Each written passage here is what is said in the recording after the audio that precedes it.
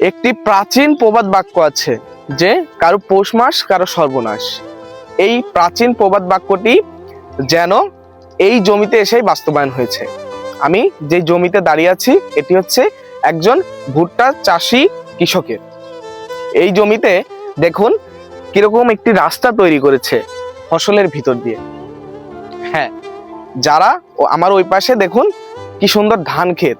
এই ধান খেতে কাদা করা কিংবা এই ধান খেতে গাড়ি ঢোকানোর জন্যই কিন্তু এই জমিটির ফসলকে নষ্ট করা হয়েছে।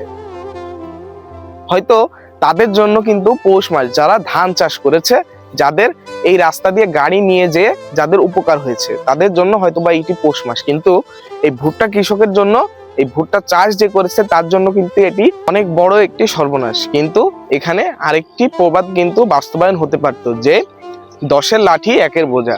সবাই যদি কিছু কিছু টাকা দিয়ে, অর্থ দিয়ে এই কৃষকের ক্ষতিটিকে পুষিয়ে দিত তাহলে কিন্তু অনেক সুন্দর হতো।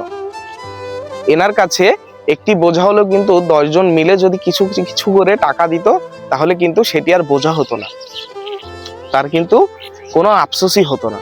আজকের আমাদের এই গ্রাম অঞ্চলে কৃষকের ভিতরে মন মানসিকতা ছোটর দিকে নেমে এসেছে।